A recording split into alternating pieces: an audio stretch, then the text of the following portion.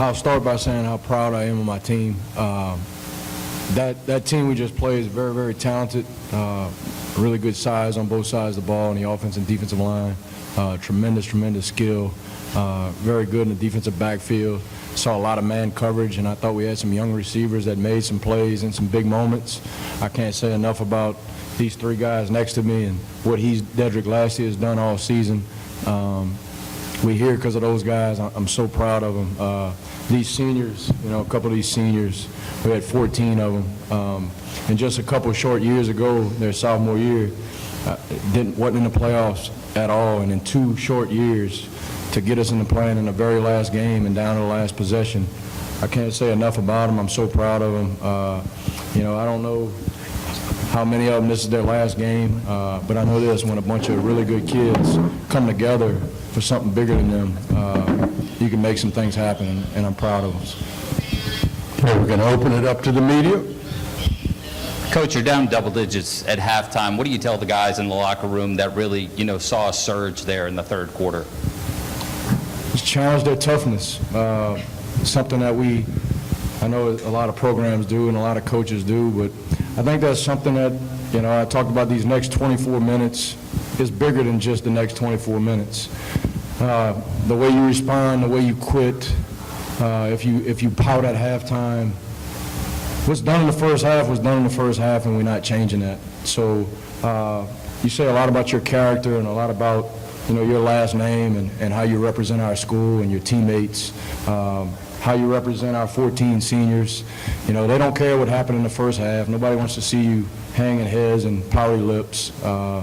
So that was the message. It's bigger than just the game of football. This is something, win or lose, man, it's going to be a memory that lasts forever, and it is, right? And it's not what we wanted, but I know this: after 2-score deficit at half, we could have let that thing be a 6-score deficit, and that memory would have stuck with us and hurt you a lot longer in your life, and coming back and tying this thing up and taking the lead and coming down to the end. Enabled you to find the holes that you find? The O-line, I want to shout them out because they opened everything up for me. I just had to make the extra move, but they opened the holes up bigger, they strained, and everything was easier.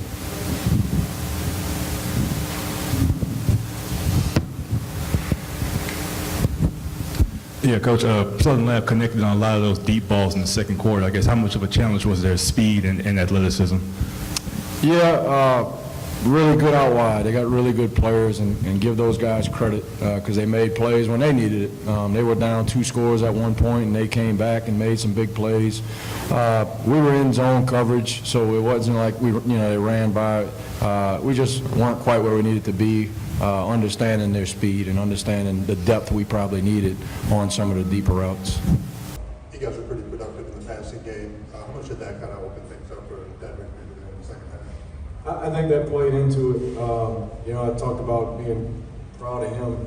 We got a sophomore quarterback who didn't grow up even playing this game. He was a baseball guy and just kind of picked up some shoulder pads and helmet a year ago, and here he is leading us to a state championship game. And part of the reason we ended at the end is because of the passing game. And we knew going in with what they do man coverage-wise, man coverage puts extra people in the box. It was going to be tough early on. But what Brock's done and our young receivers did in that first half kind of did loosen up the box a little bit, and our offensive line played a little better. And Dedric just decided, I got to make some plays, and he did that early in the second half.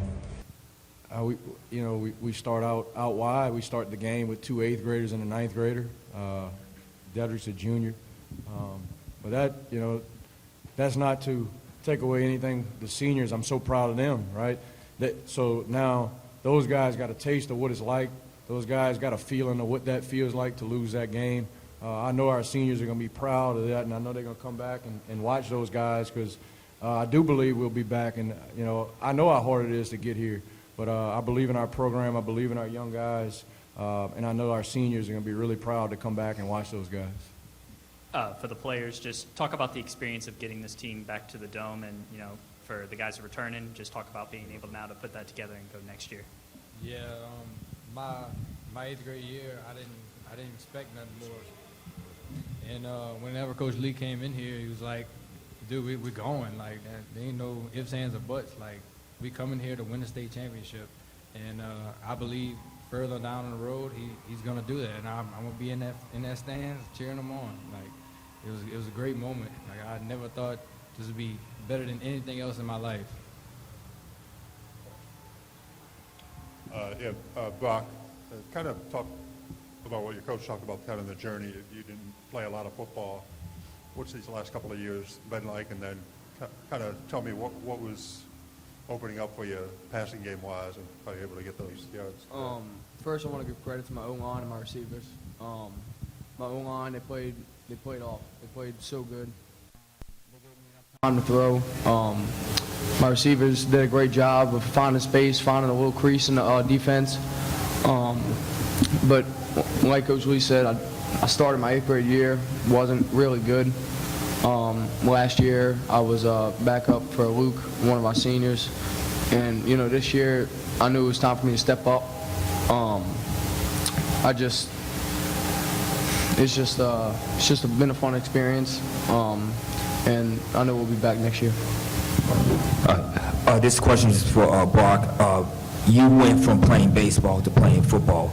And would you say the stuff that you saw on the field playing football, would you say it's different from baseball?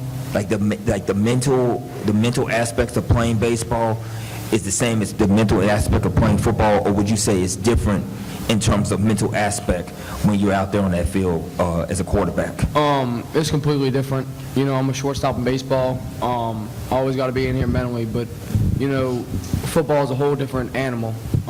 You got to be in the game at all times. You got to know where your reads are, know where you're going with the football pre-snap, and you know, it's just different. You got to be here different mentally. Coach, we talked about it while it was going on. It was kind of a game of surges. Games we've been to where you guys surge ahead, they surge back, you surge again. Is there anything you can put your finger on that you think made a difference when they came back on you there in the fourth quarter? Because, I mean, I think you had all the momentum and everything going your way. Yeah, good players. You know, I don't want to take away anything they did. I think their quarterback's a really good player, one of the better quarterbacks we've seen all year, and he made plays. He made plays when it mattered the most, whether it was pulling it down, scrambling, make some big plays. He makes them go. So, yeah, I thought a lot of credit goes to him and their players. I thought when they needed the most, they stepped up and made plays. I think that's what it came down to. Okay. Final comments from each player, and then, Coach, you'll close it out. I just wanted to thank my team, Coach Lee, Coach Jordan, all the coaching staff. We had a great season. I know we'll be back next year, and it's time to get to work now. And yeah, I love this team. Ain't nothing better I can say about this team. They were there thick and thin, and everything else. 110s in the summertime, everything. Just they're gonna get it right.